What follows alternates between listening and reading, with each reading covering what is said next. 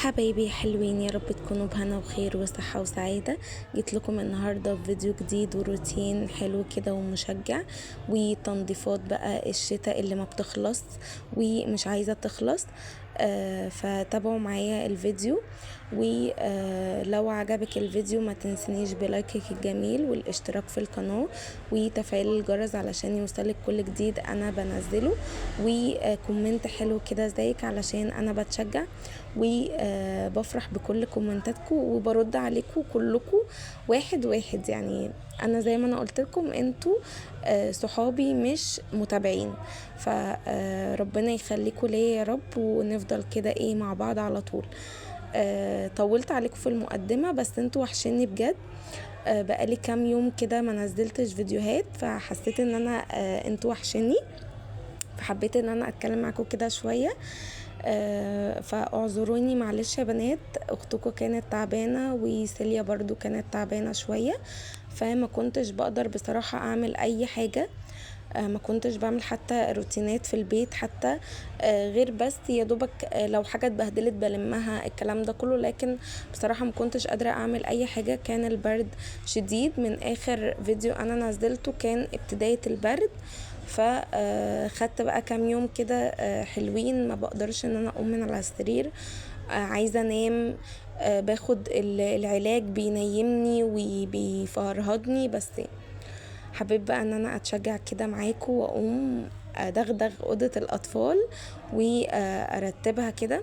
ومش معنى ان انا بقول لكم يا بنات تنظيفات الشتاء ان انا مش هعملها في الشتاء، او ان انا مش هعمل التنظيفات اللي هي العميقه.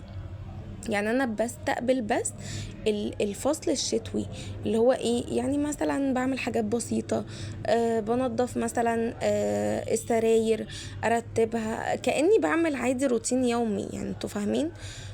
لكن التنظيفات العميقة ان شاء الله هعملها في شهر 10، في اخر 10، اللي هو بقى هشيل السجاد وانضفه، وبعد كده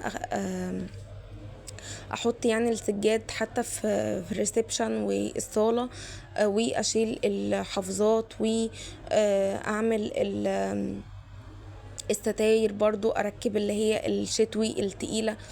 فدي كلها تنظيفات اللي هي مش عميقة، انتوا فاهمين حاجة. يعني انا مثلا عملت اوضه النوم كان تنظيفاتها عميقة، بس مش اللي هو مثلا لسه هطلع الشتوي واعمل الصيفي انزل الصيفي، لا لسه ما عملتش كده، وهعمل كده ان شاء الله معاكم، فاهمين. فانا بس يا دوبك اللي هو بستقبل الفصل الشتوي يعني بسلاسة كده، اللي هو ابدأ ان انا اعمل كذا حاجة علشان لما يجي ان انا اعمل التنظيفات العميقة ما تبقاش برضو الحاجة تقيلة عليا، فاهمين.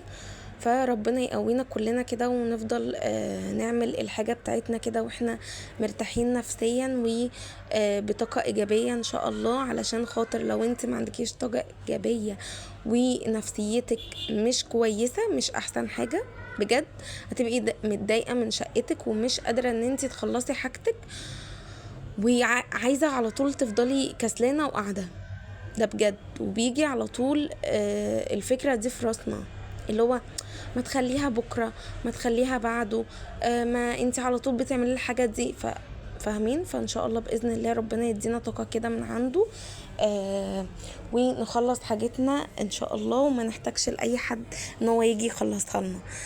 بس فطلعت طبعا ملايات، شلت الكوفرتات اللي انا كنت حطاها في السراير، وطلعت ملايات كده خفيفة شوية، بحيث ان هي يعني تتشال على طول كده. يعني الكوفرتات كانت قاعدة معايا بتاع اسبوعين ولا حاجة، فكانت مبهدلة قوي، بس بصراحة يعني لذيذة قوي بجد، ما بتتحركش من السرير غير اللي هو الفرق الكتير، فاهمين. لكن هي ثباتها عالي قوي مع السرير، مع ال اسمها دي المراتب، مش زي الملاية اللي هي العادية، مش بتمسك، فاهمين. يعني من اقل فرق الملاية بتتسحب، فاهمين. بس حطيت طبعا ملايات كده وشلت الكوفرتات وهغسلها، وبعد كده هنشرها عادي يعني. و هعمل كذا حاجة برضو في الأوضة. يعني هرتب هدوم سيليا كانت متبهدلة بس ما صورتهاش بصراحة، علشان يا بنات عندي اسمه ايه، لا اله الا الله، مش بقولك انا بنسى كتير قوي. الدولاب عندي بقى في وش السرير اللي هو التاني ده، فصعب قوي ان انا اصور الدولاب جواه وانا برتب وكده، فمعرفتش خالص ان انا اصور. بس رتبت هدوم سيليا، وكنت قبل كده يعني عامله لكم فيديو ان انا برتبها ازاي، بطبق كل حاجه وبدخلها تاني في مكانها. بس يعني فهو ده اللي انا عملته في هدوم سيليا، وكان عندي كل حاجة مترتبة. الملايات كانت مترتبة ونضيفة، وكل حاجة كان يعني بصراحة في مكانها، ما عدا بس هدوم سيليا اللي بتتبعتر وما بتكملش بصراحة يا بنات 10 دقايق يعني تطبيق. كلها حاجات بيبي كده صغنونة، فتطبيقها بيبقى سهل ولمها كمان بيبقى سهل. بس فروحت طبعا على السرير التاني، شلت برضو منه الكفرتة ونفضته. وبعد كده هفرش الملاية، بس قبل ما افرش الملاية هشد الستارة بتاعت الأطفال وأنضف تنظيفة بقى حلوة للشباك، علشان كان بقالي كتير بقى ده اللي ما جيتش جنبه بجد والله. يعني من اخر مرة انا عملت الأوضة نقلتها وانا نفضته ولمعته ما جيتش جنبه تاني، فكان في كمية تراب مش طبيعية. فانا عندي التراب مش عارفة، مش على عمومي، يعني شقتي مش على عمومي، بس بتلم تراب بطريقة مش طبيعية. بس فنفضته الاول بحته نظيفه كده، او بحته مش مبلوله. وبعد كده بجيب حته كده مبلوله، احط فيها ملمع ازاز وانضف الازاز كله حتى بالخشب بتاعه. وانا بحط عفوا، انا بحط على الشباك من تحت كده حته تحفظ الشباك من وانا بقفله كده، وبتلم تراب. ولما باجي ان انا انضف الشباك بيبقى سهل بالنسبه لي ان انا امسك الحته دي انفضها، وانفض طبعا تحتيها والمعها وبس كده، شكرا، بتبقى نظيفه وزي الفل. غير طبعا ما بتبقى انت مش حاطه حته مثلا او حاجه، بتلاقيها الحته دي كميه تراب مش طبيعيه، فبتبقي محتاجه ان انت تغسلي الحته دي اللي هو ايه، اللي هو الكوبوستا بتاعت الشباك، فاهمين؟ فبتبقى مليانه تراب، غير ما انت بتبقي حاطه حته بتحفظ لك ايه الشباك، وبيبقى سهل بالنسبه لك ان انت تنضفيه. بس كده زي ما انا قلت لكم لمعت كل الجزء بتاع الشباك من بره ومن جوه.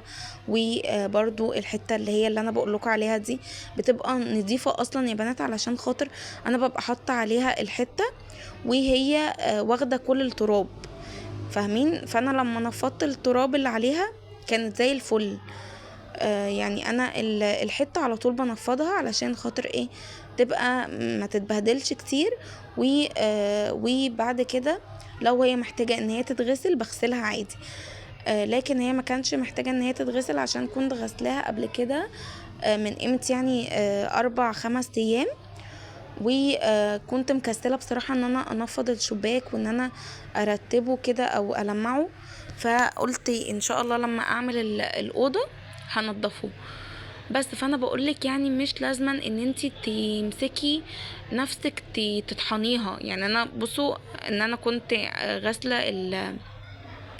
الحته بتاعت الشباك، بس ما قدرتش ان انا في اليوم ده اعمل الشباك، فخليته لتاني يوم، خليته اللي هو ايه، انا هعمل الروتين كده كده، فقلت ان انا اعمل اوضه الاطفال وبالمره هعمل الشباك. فانا عايزاكي ان انت تقومي وتتشجعي وتعملي حاجتك، بس ما تديش نفسك، ما تعمليش كل حاجه مره واحده، لا اعملي واحده واحده، واللي انت مش قادره عليه النهارده هتقدري ان شاء الله بكره تعمليه. بس فلو انتي متابعيني لحد هنا ما تنسيش تصلي على الرسول عليه الصلاة والسلام، وتفعلي زر الجرس علشان يوصلك كل جديد، وتكتبي لي كومنت حلو زيك علشان انا بفرح بكل الكومنتات. وبجد بجد كل الكومنتات بتاعتكم حلوة وجميلة ولكم المثل ان شاء الله. في كذا كومنت بقى انا كنت عايزة اعلق عليه. مش عارفة الناس اللي هي بتكتب كومنتات مش محترمة، يعني بجد هو ده اللي انا اقدر اقوله.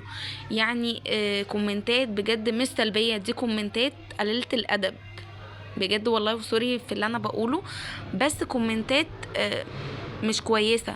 يعني انت بتستفاد ايه؟ او لما انت تقولي كلمة زي كده انت هتستفاد ايه؟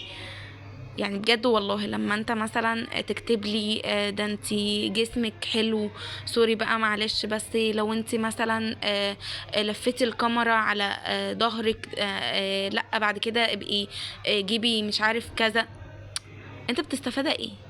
اعتبرني مثلا اخت، اعتبرني كأم، فاهمين؟ فليه يعني بتكتب الكومنت الوحش ده؟ انت مش هتستفاد حاجة غير ان انت بتوحش صورتك قدامي وبحاسبن عليك بجد، علشان انا الكومنتات دي بتضايقني جدا، وبفضل احاسبن اللي هو حسبنا الله ونعم الوكيل فيك ان انت قلت كلمة زي كده، انا مش هقبلها على نفسي، انتوا فاهمين؟ وفي كمان ناس محترمة جدا جدا معايا في القناة بجد، هم رجالة بس بيكتبوا لي كومنتات بجد بجد محترمين، يعني مش هقدر اقول غير كده، وهم معتبريني فعلا ان انا اختهم.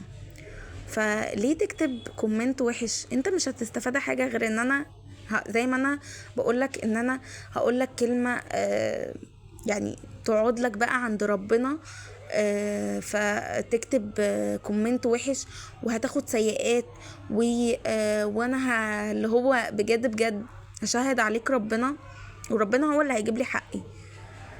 فربنا يهديكوا جميعا، ونفضل كده على طول يا رب كده في الثبات ان شاء الله. وزي ما انا قلت بجد هو ده اللي انا اقدر اقوله، حسبنا الله ونعم الوكيل. فاي حد بيكتب كومنت وحش مش كومنت سلبي، يعني انا لو كومنت سلبي يا بنات او لو كومنت سلبي يا جماعة بجد هقبله وعادي، وهرد وهقول ليه مثلا حصل كده، او ليه مثلا شايف ان انا مثلا بعمل حاجة وحشة او الكلام ده كله. لكن انا الكومنت مش سلبي، الكومنت مش محترم. فربنا يهديك يا اللي بتكتب كده.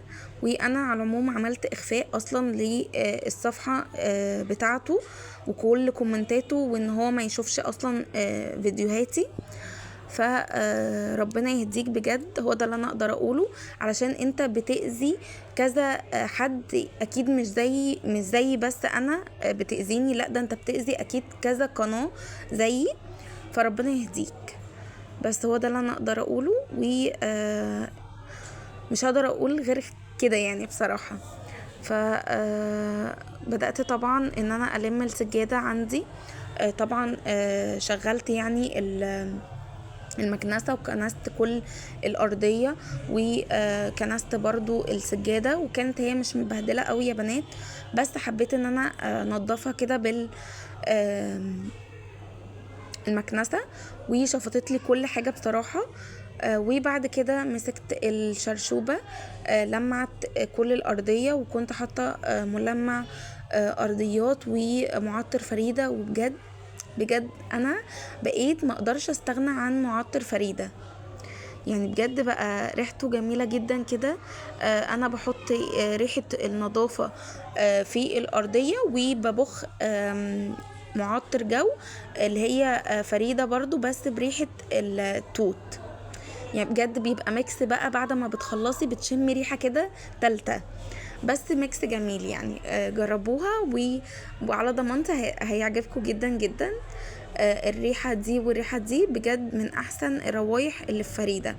وبرضو انا لسه هجرب كذا نوع من فريدة، وهقول لكم ايه الاستخدامات بتاعتها حلوة ولا وحشة. وبس كده رشيت معطر، وعايزة اسيبكم بقى في الصوت الجميل ده.